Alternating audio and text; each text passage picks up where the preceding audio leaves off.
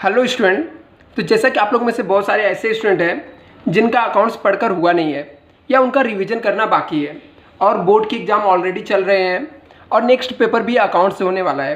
तो ऐसे में आप लोग को रिवीजन करने के लिए समय भी बहुत कम बचा हुआ है और बहुत सारे ऐसे सिलेबस है जो पढ़ना है। तो मैं आपको हेल्प के लिए कुछ ऐसे जो मोस्ट इम्पॉर्टेंट चैप्टर हैं उनकी जो पोस्टिंग कैसे किया जा सकता है, जो मोस्ट इम्पॉर्टेंट एडजस्टमेंट है या जो जहाँ पर आप लोग को कन्फ्यूजन होता है, ऐसे कॉन्सेप्ट जो है, ऐसे बहुत सारी चीज़ें मैं आपको क्लियर करने वाला हूँ इस चैनल पर। जैसा आज के दिन मैं आपको कम समय में कैसे फाइनल अकाउंट के अंदर पोस्टिंग करें वो मैं आपको सिखाने वाला हूँ। 10 मिनट के अंदर आप पोस्टिंग सीख जाओगे, कैसे लॉजिकली आप पोस्टिंग कर सकते हो। बस मेरा आप लोग से एक ही रिक्वेस्ट है कि यदि आप लोग इस चैनल पर पहली बार आए हो तो चैनल को सब्सक्राइब कर लेना, जिससे मुझे पता चलेगा कि मेरे मेंबर बढ़ रहे हैं और हमारे पास ऐसे स्टूडेंट हैं जिनको इसकी रिक्वायरमेंट है। तो मैं और भी वीडियो बना के यहाँ पर अपलोड करते रहूँगा। तो चलो फ्रेंड, हम लोग स्टार्ट करते हैं। आज मैं आपको फाइनल अकाउंट सिखाने वाला हूँ जो कि आपके बोर्ड एग्जाम में 12 मार्क्स का आता है। ऑलरेडी आपको पता है कि आपको 12 मार्क्स का आता है। इंपॉर्टेंट चैप्टर है। बहुत सारे स्टूडेंट इसको 11th में पढ़ लेते हैं तो उनको ये ईजी लगने लगता है, लेकिन आप लोग के एग्जाम तो लास्ट ईयर हुआ नहीं था, ऑनलाइन होने की वजह से आप लोगों ने शायद से इसको पढ़ा भी नहीं है। तब ये 12 मार्क्स के लिए आपको 10 मिनट में कैसे पोस्टिंग आपको करना है, 10 मिनट के अंदर मैं आपको सिखा दूंगा। लॉजिकली आपको बनाना क्या होता है यहाँ पर। ऐसे यदि कोई स्टूडेंट है जिनको कुछ भी नहीं आता तो वो भी देख लें, उनको भी समझेगा। एकदम सिंपल तरीके से मैं सिखाने वाला हूँ आपको। आपको क्या करना पड़ता है, एग्जाम में एक ट्रेडिंग अकाउंट्स बनाने पड़ते हैं, एक प्रॉफिट एंड लॉस अकाउंट्स बनाना पड़ता है, एक यहाँ पर पार्टनर्स कैपिटल अकाउंट बनाना पड़ता है।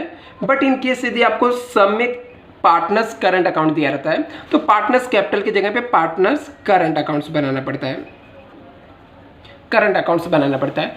और बैलेंस शीट के तौर पे आपको एक बैलेंस शीट बनाना पड़ता है। तो अभी इसके ऊपर लिखना क्या पड़ता है वो भी मैं आपको बता देता हूँ। तो यहाँ पर in the books of firm लिखना पड़ता है। यहाँ पर trading account for the year ended 31 मार्च, जो भी ईयर आपको दिया रहेगा वो लिखना रहता है। यहाँ पर डेबिट होता है, क्रेडिट होता है, पर्टिकुलर्स होता है। 2 कॉलम हम लोग बनाते हैं रुपीज़ का। अभी 2 कॉलम में से एक कॉलम जिसके ऊपर एडजस्टमेंट हम लोग को दिया रहता है, जिस भी ट्रायल बैलेंस के आइटम के ऊपर एडजस्टमेंट दिया रहता है उसका अमाउंट हम लोग इनर कॉलम में लिखते हैं। फिर एडजस्टमेंट को एडजस्ट करके उसको आउटर कॉलम में लिखते हैं, इसलिए हम लोग को डबल कॉलम बनाना पड़ता है। यहाँ पर सेम एज इट इज आपको प्रॉफिट एंड लॉस अकाउंट्स बनाने पड़ते हैं। पर्टिकुलर्स रुपीज़ रहेगा, क्रेडिट और डेबिट रहेगा। Profit and loss account for the year ended आपको लिखना पड़ता है यहाँ पर, क्योंकि साल में एक ही बार हम लोग बनाते हैं। यहाँ पर आपको पार्टनर्स कैपिटल अकाउंट्स बनाना पड़ता है, पार्टनर्स करंट अकाउंट, दोनों सेम बनता है, कोई चेंजेस नहीं होता है। यहाँ पर आपका पर्टिकुलर्स होता है और यहाँ पर जैसे ए पार्टनर है तो ए रुपीज़, बी पार्टनर है तो बी रुपीज़, और यहाँ पर भी पर्टिकुलर्स हो जाता है, ए रुपीज़ और बी रुपीज़ होता है। ठीक है। और यहाँ पर in the books of form वापस से लिखना पड़ता है बैलेंस शीट के ऊपर आपको। और बैलेंस शीट एज ऑन होता है, ये फॉर द ईयर एंडेड नहीं होता है। बैलेंस शीट एज ऑन 31 मार्च 2012 होता है। लायबिलिटीज और असेट्स होता है। तो चलो हम लोग देखते हैं कैसे शॉर्टकट कम समय में आप इसको बना सकते हो। सबसे पहला लॉजिक आपको याद रखना है कि जो ट्रेडिंग अकाउंट्स रहेगा ना, इसको आपको मान के चलना ये आपका फैक्ट्री है। क्या है? फैक्ट्री है। सिंपल लॉजिक, ये क्या है? आपका फैक्ट्री है। आप इसे मान लोगे कि जो आपका ये ट्रेडिंग अकाउंट्स होता है क्या है? आपका फैक्ट्री है। अभी आपको याद रखना है 2 बातें। फैक्ट्री में माल आया तो ट्रेडिंग अकाउंट्स के डेबिट साइड में, फैक्ट्री से माल गया तो ट्रेडिंग अकाउंट्स की क्रेडिट साइड में। सिंपल सा है। फैक्ट्री में माल आया, गुड्स आया तो डेबिट में, गुड्स गया तो क्रेडिट साइड में। फैक्ट्री के कोई भी एक्सपेंस होंगे तो ट्रेडिंग अकाउंट्स के डेबिट साइड में, फैक्ट्री के कोई इनकम होंगे तो ट्रेडिंग अकाउंट्स के क्रेडिट साइड में आएगा। अभी फॉर एग्जांपल के तौर पे हम लोग देखते हैं कौन कौन से आइटम इसके अंदर आ सकते हैं। जैसे ओपनिंग स्टॉक होता है, लास्ट ईयर का बचा हुआ माल जो रहता है उसको हम लोग करंट ईयर में सबसे पहले यूज करते हैं। तो यहाँ पर हम लोग जाके लिख देते हैं सबसे पहले टॉप पे 2 ओपनिंग स्टॉक।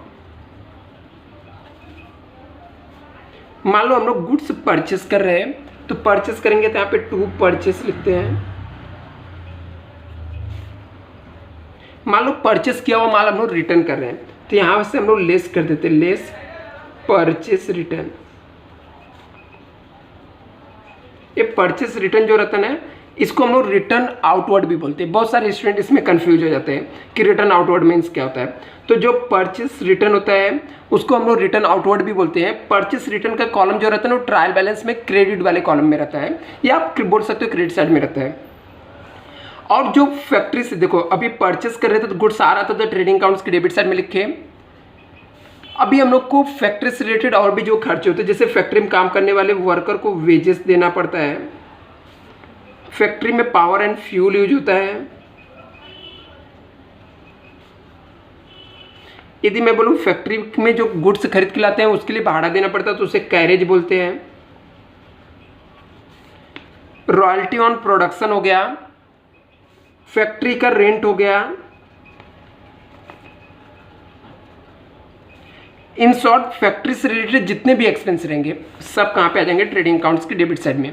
अभी गुड्स बेच रहे थे, हमारे पास से गुड्स जा रहा है तो क्रेडिट साइड में आ जाएगा बाई सेल्स। यदि सेल किया हुआ गुड्स रिटर्न आ रहा है तो उसे हम लोग सेल्स रिटर्न बोलते हैं, तो लेस करेंगे less sales return. Sales return का दूसरा नाम होता है रिटर्न इनवर्ड। याद रखना क्रेडिट साइड में लिखते समय हम लोग बाई वर्ड यूज करते हैं, डेबिट साइड में लिखते समय टू वर्ड यूज करते हैं। इसके अलावा मान लो गुड्स किसी भी तरीके से जा रहा है, जैसे पार्टनर्स लेके जा रहा है, ड्राइंग कर रहा है, पार्टनर्स पर्सनल यूज के लिए लेके गया, या गुड्स लॉस्ट बाय फायर हो गया। गुड्स जा रहा है ना, गुड्स गया तो ट्रेडिंग अकाउंट्स के क्रेडिट साइड में आ जाएगा। मान लो हमारे पास कुछ माल बच गया तो उसे हम लोग क्लोजिंग स्टॉक बोलते हैं, उसको भी उठा के हम लोग रख देते हैं तो वो भी हमारे पास से जा रहा है फैक्ट्री से, तो कहाँ पे आ जाएगा, क्रेडिट साइड में आ जाएगा। और फैक्ट्री के जितने भी खर्चे रहते हैं सब डेबिट में आते हैं। जैसे मैंने आपको बता ही दिया, कैरेज हो गया, फैक्ट्री रेंट हो गया, रॉयल्टी ऑन प्रोडक्शन हो गया, प्रोडक्शन हो गया, ऐसे जितने भी खर्चे रहते हैं सब यहाँ पर आ जाते हैं। फिर इसके बाद हम लोग को इसका टोटलिंग का प्रोसेस चालू होता है, तो हम लोग ट्रेडिंग अकाउंट्स का टोटल मारते हैं, देखते हैं कि कौन से साइड का ग्रेटर अमाउंट है। जो साइड का ज़्यादा रहता है उसको दोनों साइड में लिखते हैं। मान लो यहाँ पर डिफरेंस आ रहा है, इस साइड यदि मान लो डेबिट का ज़्यादा है और क्रेडिट वाला कम है तो यहाँ पे डिफरेंस आता है, उसको हम लोग बोलते हैं by gross loss carry down. यदि मान लो क्रेडिट का ज़्यादा है और डेबिट का कम है तो क्रेडिट का अमाउंट दोनों साइड लिखते हैं और डेबिट वाले अमाउंट को यहाँ से माइनस कर देते हैं। जो डिफरेंस आ जाता है इसको हम लोग बोलते हैं to gross profit carry down. मतलब ये फाइनल प्रॉफिट नहीं है, ग्रॉस प्रॉफिट है। तो इसी बेस पे यदि यहाँ पे प्रॉफिट आया रहेगा तो प्रॉफिट एंड लॉस के क्रेडिट साइड में जाएगा, लॉस आया रहेगा तो प्रॉफिट एंड लॉस के डेबिट साइड में। मान लेते प्रॉफिट है तो यहाँ पे हम लोग लिख देंगे by gross profit brought down. अभी पीएनएल में कौन कौन से आइटम जाएंगे, कैसे ट्रायल बैलेंस के कैसे पोस्टिंग करेंगे वो भी मैं आपको बता देता हूँ। तो इसके लिए आपको लॉजिक याद रखना कि ये जो प्रॉफिट एंड लॉस रहेगा ना इसको ऑफिस समझ लेना, एक आपका है ऑफिस है। अभी ऑफिस से रिलेटेड जो भी खर्चे रहेंगे ना सब डेबिट में लिख देना। जैसे ऑफिस में काम करने वाले को सैलरीज देने पड़ते हैं, इलेक्ट्रिसिटी जाता है वहाँ पे, पेन पेंसिल रबड़ के खर्चे में प्रिंटिंग एंड स्टेशनरी होता है,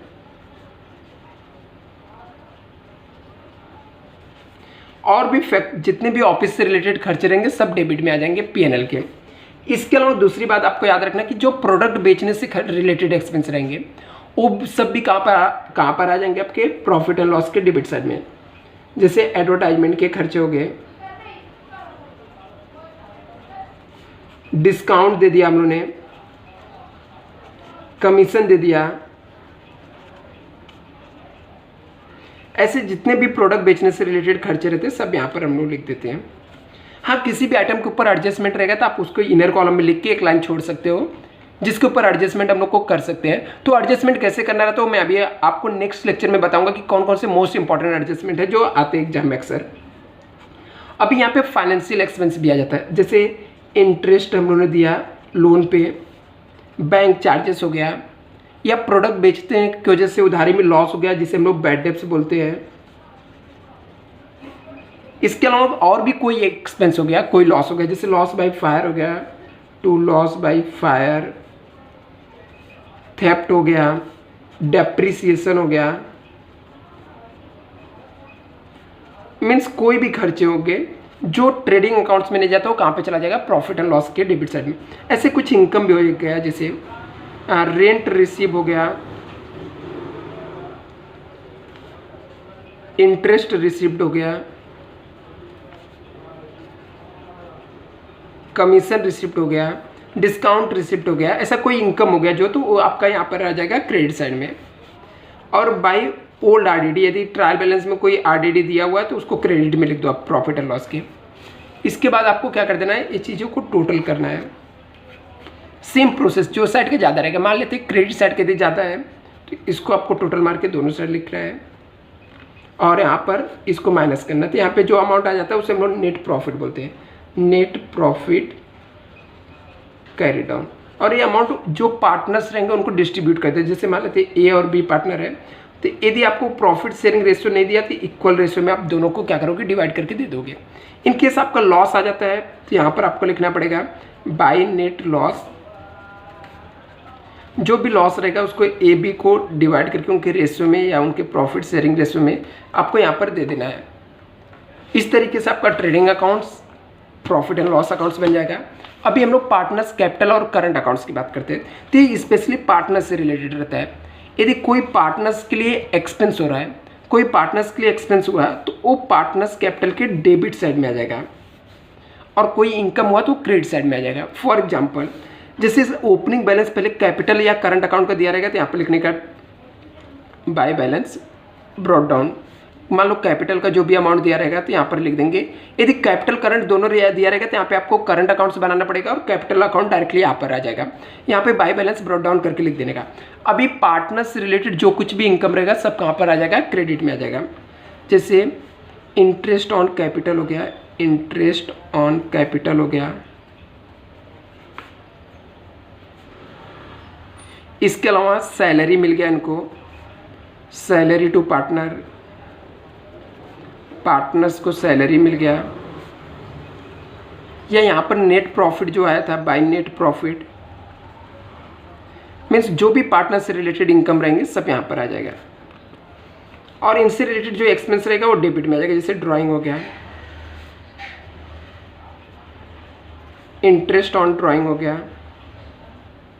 पार्टनर्स को जिसमें लॉस हो रहा है पार्टनर्स को, वो डेबिट में आ जाएगा। फिर ये अकाउंट्स को भी हम लोग क्या करते हैं, सेम टैली कर देते हैं। इसको दोनों साइड अमाउंट लिख देते हैं, क्रेडिट साइड का ज़्यादा रहेगा तो यहाँ पर जो डिफरेंस आ जाता है, आपको एग्जाम में से राउंड अप नहीं करना रहता है, जस्ट मैं आपको एक्सप्लेन करने के लिए बता रहा हूँ। तो यहाँ पर आप लिख दोगे to balance carry down, right. और यहाँ पर कैपिटल लिखेंगे, कैपिटल में ए और बी था तो दोनों का अमाउंट लिख देंगे। यहाँ पर जो बैलेंस वाला अमाउंट आया रहेगा इसको लिखकर इसका टोटल मार के आउटर कॉलम में लिख देंगे। फिर जितने भी लायबिलिटीज रहती है हम लोग को सब इसके अंदर आ जाता है। जैसे क्रेडिटर हो गया, बिल्स पेबल हो गया, बैंक लोन हो गया, आउटस्टैंडिंग एक्सपेंस हो गया। जितने भी ऐसे लायबिलिटीज रहेंगे बिजनेस के लिए सब यहाँ पर आ जाएंगे। और जितने भी एसेट्स रहेंगे सभी एसेट्स में आ जाएंगे। जैसे बिल्डिंग हो गया, मशीनरी हो गया, स्टॉक हो गया, डेटर आ गया, इसके अलावा कैश हो गया, बैंक बैलेंस हो गया, इन्वेस्टमेंट हो गया। आपके जो भी एसेट्स रहेंगे या कोई प्रीपेड एक्सपेंस रहेगा आपने एडवांस में देके रखा है तो ये सब आइटम आपके क्या पे आ जाते हैं, एसेट्स में आ जाते हैं। लास्ट में आपको पोस्टिंग करने के बाद, एडजस्टमेंट करने के बाद आपको इसको टैली करना पड़ता है, टोटल करना पड़ता है। और टोटल करते समय ये दोनों साइड की आपकी चीज़ें इक्वल आनी चाहिए, दोनों साइड का अमाउंट क्या आना चाहिए, आपका इक्वल आ जाना चाहिए। ये आपके पोस्टिंग के तरीके, शॉर्टकट तरीके से आप पोस्टिंग कर सकते हो। नेक्स्ट वीडियो में आपको बताऊंगा कुछ इंपॉर्टेंट एडजस्टमेंट जिसके विदाउट कोई भी सम सॉल्व नहीं होता है। तो यदि आपको वीडियो पसंद आएगा तो वीडियो को लाइक करना। Thank you so much.